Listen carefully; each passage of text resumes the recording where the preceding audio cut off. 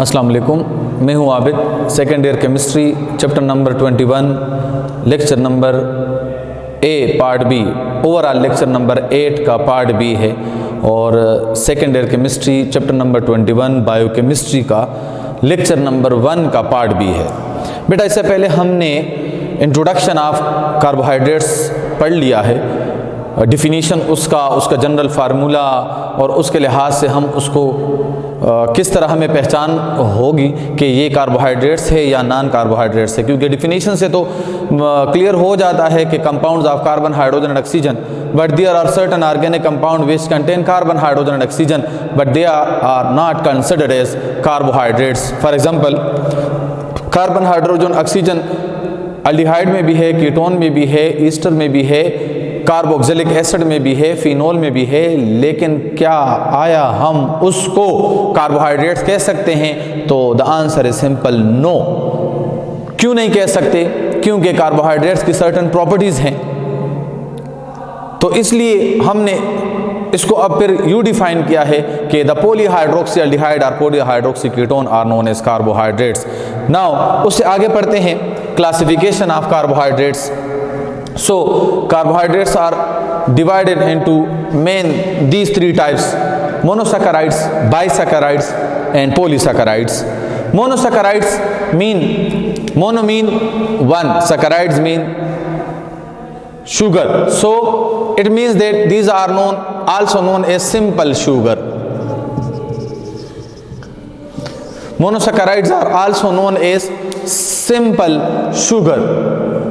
Monosaccharides इनकी properties ये है, this can not be hydrolysed, मतलब this can not be converted into other kind of carbohydrates by hydrolysis. General और empirical formula of monosaccharide is CH2O whole N. Value of N will be equal to 3 or some more numbers. ठीक है, मतलब 3, 4, 5 भी हो सकती है। मिसाल, अगर n की वैल्यू 3 है तो उसको हम कहेंगे ट्राइयोज, n की वैल्यू 4 है टेट्रोज, n की वैल्यू 5 है पेंटोज, n की वैल्यू 6 है hexose. The most common monosaccharides is hexoses. Triose, इसके लिए n की वैल्यू क्या होगी? 3, इसके लिए n की वैल्यू क्या होगी? 4, n के लिए n की वैल्यू क्या होगी? 5. When n value is equal to 3, that kind of carbohydrates is known as triose. Triose simple, इसका नाम क्या है? ग्लिसरल्डिहाइड। ग्लिसरल्डिहाइड इसको क्यों कहते हैं?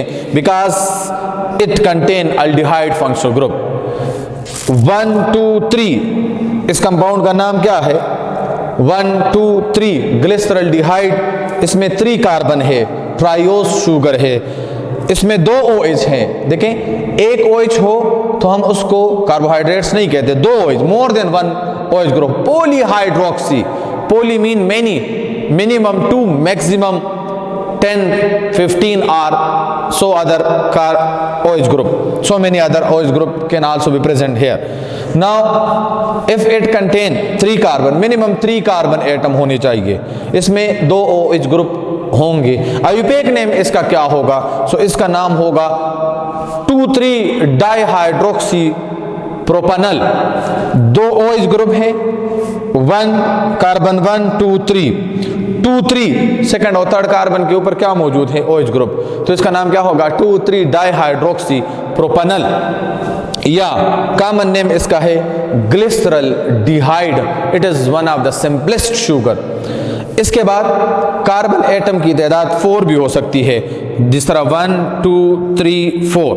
Now it is known as tetrose sugar.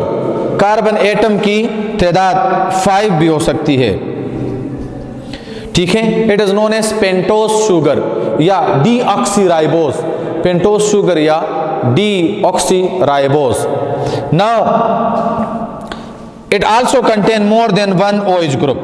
इसमें भी एक से ज्यादा OH ग्रुप मौजूद हैं, 3 OH ग्रुप, यहां भी है, यहां भी है। इस वजह से it is also known as polyhydroxy या trihydroxyaldehyde, and this one is also known as trihydroxyaldehyde, but the carbon atom are 5, that's why it is known as pentose sugar. The carbon atom is 4, that's why this trihydroxyaldehyde is known as tetrose, because it contains 4 carbon atom. Now the most common monosaccharides are glucose and fructose. Glucose contains 6 carbon atom. The molecular formula of both these two monosaccharides is C6H12O6, C6H12O6, but one is known as aldose sugar because one contains aldehyde functional group, while another is known as ketose sugar because it contains ketonic functional group. आप लोगों को बताता चलूं कि ये जो carbohydrates हैं monosaccharides, ये ज़्यादातर इनका जो स्टेबल स्टेट है वो साइक्लिक स्ट्रक्चर इसका है, लीनियर नहीं है। तो साइक्लिक, ये ग्लूकोज का साइक्लिक स्ट्रक्चर है। ये किस तरह बना है बेटा? तो देखें, मैंने इन कार्बन नंबर को क्लासिफाई किया है। कार्बन नंबर 1 और कार्बन नंबर 5 आपस में बॉन्ड बनाएंगे। कैसे इनका बॉन्ड बनेगा? कार्बन नंबर 1 और कार्बन नंबर 5 का बॉन्ड कैसे बनेगा? इनमें से ये वाला बॉन्ड टूट जाएगा और यहाँ पर ये पाई बॉन्ड टूटेगा।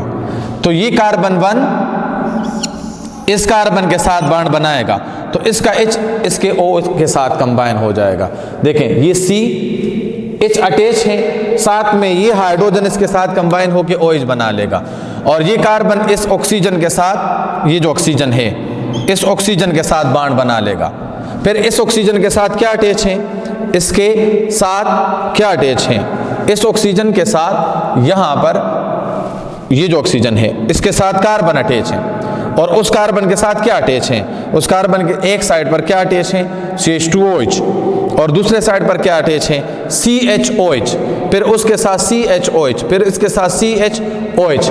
और ये आप लोग सोच रहे होंगे कि ये जो है ये C सिंगल बॉन्ड O, और ये हाइड्रोजन OH जो बना है इसके साथ, तो वो इस हाइड्रोजन की वजह से बना है। ये वाला हाइड्रोजन इस ऑक्सीजन के साथ कंबाइन हो गया है, तो ये 6 मेंबर रिंग बन जाता है। नाउ फ्रक्टोज में 1 2 3 4 5 6 कार्बन है, लेकिन कार्बन नंबर 2 इस कार्बन के साथ कंबाइन होगा कार्बन 5 के साथ, और जब ये कंबाइन होंगे तो ये 5 मेंबर रिंग बनेगा। ये 6 मेंबर रिंग बनता है और ये 5 मेंबर रिंग बनेगा, क्योंकि यहां ये कार्बन इस कार्बन के साथ कंबाइन हो रहा है, तो ये 6 कार्बन, ये 5 कार्बन कंबाइन होते हैं, बीच में ऑक्सीजन आ जाएगा। लेकिन यहाँ पर फंक्शनल ग्रुप फर्स्ट कार्बन के ऊपर है, लेकिन यहाँ पर फंक्शनल ग्रुप है सेकंड कार्बन के ऊपर। तो कितने कार्बन रिंग का हिस्सा बनेंगे? 1 2 3 4 और एक ऑक्सीजन हो जाएगा, और यहाँ पर 5 कार्बन रिंग का हिस्सा बनेंगे और एक ऑक्सीजन हो जाएगा। तो फ्रक्टोज का ये स्ट्रक्चर बनेगा और ग्लूकोज का 6 मेंबर रिंग स्ट्रक्चर बनेगा। अब आपको बताता चलूं कि ग्लूकोज जो है, ग्लूकोज को इसका दूसरा नाम क्या है? डेक्सट्रोज, और it is known as grape sugar. It is found in honey और in various fruits. Ultimate source of energy हम इसको यूज करते हैं। Glucose is also found in free and combined state, दोनों स्टेट में ये पाया जाता है। इसी तरह जो फ्रक्टोज है, फ्रक्टोज को हम अमूमन यूज करते हैं कहां पर? कन्फेक्शनरीज में,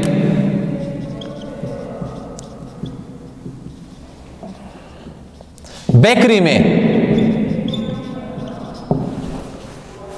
ठीक है। किस लिए? As a sweetening agent. किस तौर पर इसको यूज किया जाता है? स्वीटनिंग एजेंट के तौर पर। मोनोसैकराइड्स क्या होते हैं? These are water soluble. Monosaccharides are water soluble carbohydrates and they are sweet in taste. Now come towards the second kind of carbohydrates, that is known as बाइसैकराइड्स या ओलिगोसैकराइड्स। ओलिगोसैकराइड्स में जिनको ये किस तरह बनते हैं, ये बनते हैं मोनोसैकराइड्स के कॉम्बिनेशन से। जब दो मोनोसैकराइड्स कंबाइन हो जाएं उसको कहते हैं बाइसैकराइड्स।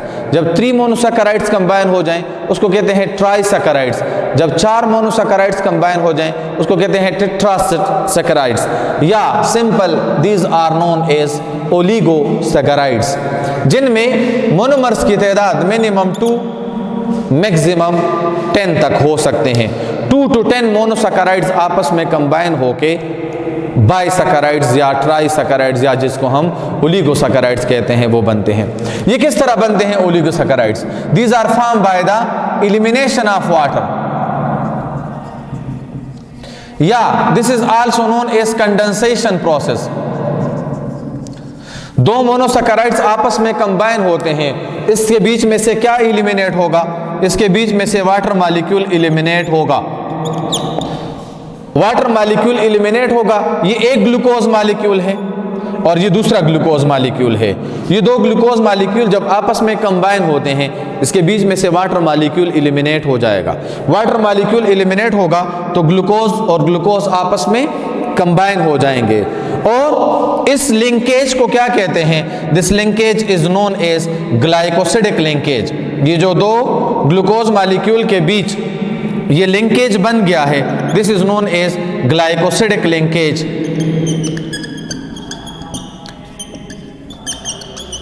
कौन सा लिंकेज? मोनोसैकराइड्स जब आपस में कंबाइन होते हैं ये ओलिगोसैकराइड्स बनाते हैं। ओलिगोसैकराइड्स बनते हैं बाय एलिमिनेशन ऑफ वाटर और बाय कंडेंसेशन रिएक्शन। तो इस लिंकेज को कहते हैं ग्लाइकोसिडिक लिंकेज। अगर इसकी हाइड्रोलिसिस हम कर लें तो इसके दोबारा मोनोसैकराइड्स बनेंगे। डिहाइड्रेशन पर मोनोसैकराइड कंबाइन होंगे तो डिहाइड्रेशन पर बाइसैकराइड्स बनेंगे या ओलिगोसैकराइड्स बनेंगे। लेकिन अगर उसकी हाइड्रेशन कर लें तो ये कन्वर्ट हो जाएंगे मोनोसैकराइड्स में। इसका मतलब क्या है? ओलिगोसैकराइड्स को हम मोनोसैकराइड्स में कन्वर्ट कर सकते हैं बाय हाइड्रोलिसिस। अब बेटा, जब 2 ग्लूकोज मॉलिक्यूल आपस में कंबाइन होते हैं तो उससे क्या बनेगा? उससे बनेगा माल्टोज। लेकिन अगर ग्लूकोज और फ्रक्टोज कंबाइन हो जाएं तो फिर उससे क्या बनेगा? ग्लूकोज और फ्रक्टोज जब कंबाइन हो जाएं तो उससे बनेगा सक्रोज। मतलब क्या हुआ? अगर हम सक्रोज की हाइड्रोलिसिस कर लें तो फिर इससे क्या बनेगा? ग्लूकोज प्लस फ्रक्टोज बनेगा। और अगर इसकी हाइड्रोलिसिस कर लें तो फिर माल्टोज के हाइड्रोलिसिस से हमारे पास क्या बनेगा? माल्टोज के हाइड्रोलिसिस से हमें ग्लूकोज हासिल होगा। Now come to the another kind of carbohydrates, that is known as polysaccharides. Polysaccharides mean के ये हाई मॉलिक्यूलर वेट कार्बोहाइड्रेट्स हैं जिनमें 10 to ऑनवर्ड जितने भी हैं 10 to ऑनवर्ड मोनोसैकराइड्स आपस में कंबाइन होंगे। मोनोसैकराइड्स आपस में कंबाइन होके क्या बना लेंगे? पॉलीसैकराइड। और अगर हम इनकी हाइड्रोलिसिस कर लें, अगर हम पॉलीसैकराइड्स की क्या कर लें? पॉलीसैकराइड्स की हाइड्रोलिसिस कर लें तो ये हमें क्या देगा? मोनोसैकराइड्स देगा। नंबर ऑफ मोनोसैकराइड्स देगा। ठीक है। और अगर हम मोनोसैकराइड्स यूनिट्स को कंबाइन कर लें और इससे डिहाइड्रेशन हो जाए, जिनमें मोनोसैकराइड की n की वैल्यू क्या होगी? ग्रेटर देन 10, तो इससे जो हमें हाई मॉलिक्यूलर वेट कार्बोहाइड्रेट्स मिलेगा उसको हम क्या कहेंगे? पॉलीसैकराइड्स। पॉलीसैकराइड्स की जो सिंपल एग्जांपल हमारे बुक में है वो है क्या? Starch and glucose, starch and या सेलुलोज। इन दोनों का जनरल मॉलिक्यूलर फार्मूला जो हम लेते हैं वो क्या है, C6H10O5 whole N। These are amorphous solid. These are amorphous solid, insoluble in water. These are amorphous solid which are insoluble in water, and these are tasteless. मतलब इसकी स्वीटनेस नहीं होती। Why they are insoluble in water? क्योंकि carbohydrates का पानी में solubility के लिए रीजन क्या है, OH ग्रुप।